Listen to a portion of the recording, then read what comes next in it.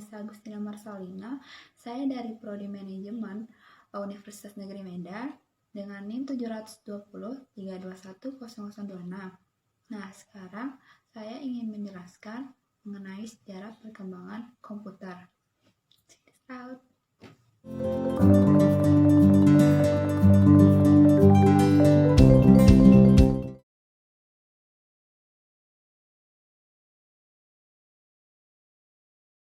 Sejarah perkembangan komputer ini dapat dibagi menjadi dua, yaitu sebelum tahun 1940 dan sesudah tahun 1940. Abacus merupakan komputer otomatis pertama yang hadir 5.000 tahun lalu di Cina dan masih digunakan hingga sekarang dan dipercaya sebagai awal mula mesin komputasi. Abacus berupa bijian geser yang diatur dalam sebuah rak. Digunakan untuk melakukan perhitungan perdagangan.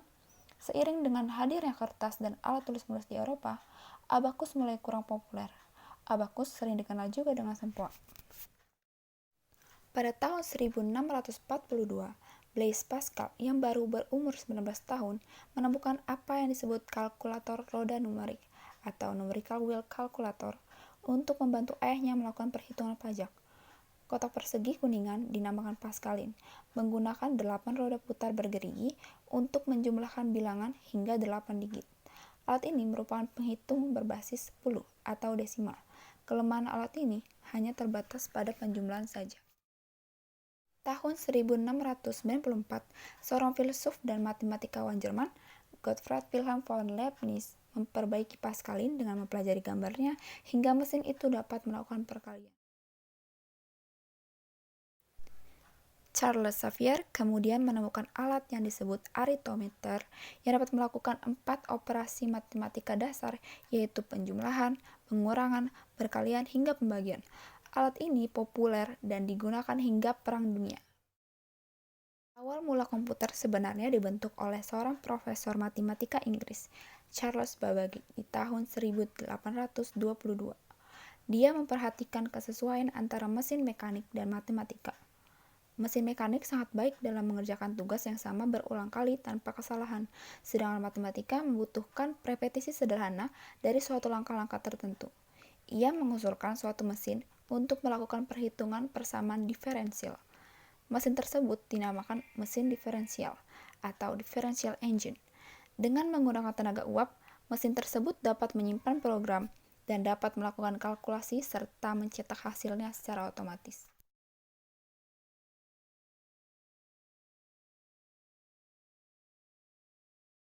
Komputer generasi 1 menggunakan komponen utama yaitu vacuum tube atau tabung vakum yang merupakan perangkat elektronik yang mengontrol aliran elektron dalam ruang hampa.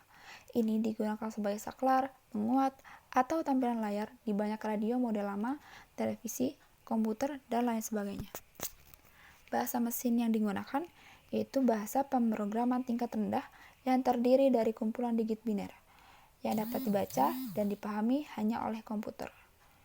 Memori yang digunakan yaitu drum magnetik atau magnetic drum, yaitu silinder yang dilapisi dengan bahan magnetik, tempat data dan program dapat disimpan.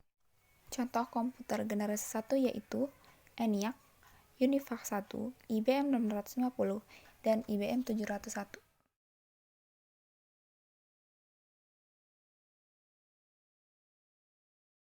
Komputer generasi kedua sudah menggunakan transistor sebagai komponen utamanya, yaitu komponen elektronik yang dapat digunakan sebagai penguat atau sebagai saklar. Ini digunakan untuk mengontrol aliran listrik di radio, televisi, komputer, dan lain-lain. Bahasa pemrograman yang digunakan dalam pengoperasiannya yaitu bahasa assembly, seperti bahasa mesin yang dapat dimengerti oleh komputer. Bedanya, bahasa assembly menggunakan kata-kata yang disingkat, misalnya ADD, SUB, DIV, sebagai pengganti angka. Memori atau penyimpanan dalam komponen komputer generasi kedua yaitu dengan magnetic core atau inti magnetik, yaitu menggunakan susunan cincin kecil dari bahan bermagnet yang disebut inti untuk menyimpan informasi. Contohnya seperti IBM 1401, IBM 7090 dan 7094, dan UNIVAC 1107.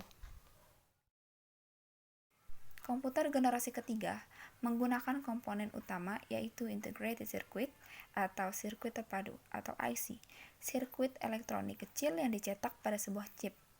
Biasanya terbuat dari silikon yang mengandung banyak elemen sirkuitnya sendiri, misalnya transistor, dioda, resistor, dan lain-lain. Memorinya yaitu large magnetic core, magnetic tape atau disk. Bahasa pemrograman yang digunakan yaitu high level language atau bahasa tingkat tinggi seperti Fortran, BASIC, Pascal, COBOL, dan lain-lain. Dari segi ukuran tentu lebih kecil, lebih murah, dan lebih efisien daripada komputer generasi sebelumnya. Contohnya seperti IBM 360, IBM 370, dan UNIVAC 1108. Komputer generasi keempat menggunakan komponen utama elektroniknya, mikroprosesor dan VLSI. Mikroprosesor yaitu komponen elektronik yang disimpan pada sirkuit terpadu yang berisi unit pemrosesan pusat atau CPU, Central Processing Unit. Sering disebut sebagai otak atau mesin komputer, tempat sebagian besar pemrosesan dan operasi berlangsung. Sedangkan VLCI merupakan ribuan transistor pada satu mikrochip. Memori yang digunakan yaitu memori semikonduktor seperti RAM, ROM, dan lain-lain. RAM, Random Access Memory, sebagai jenis penyimpanan data atau elemen memori yang digunakan di komputer yang menyimpan sementara program dan data.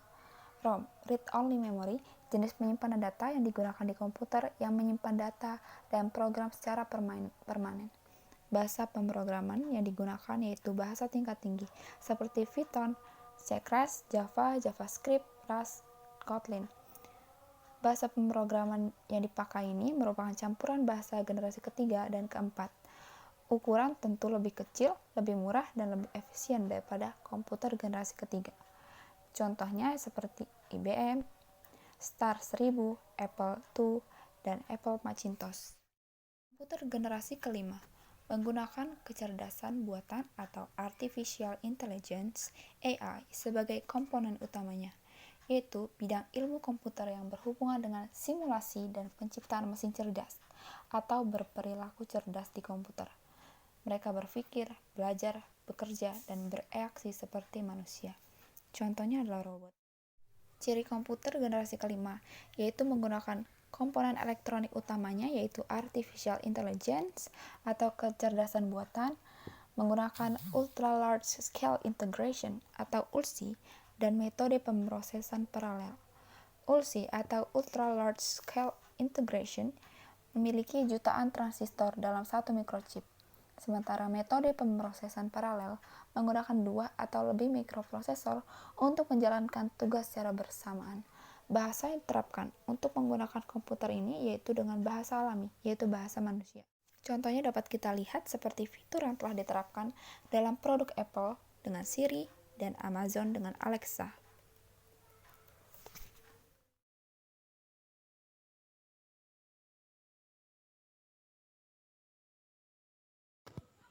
Sekian video dari saya, terima kasih.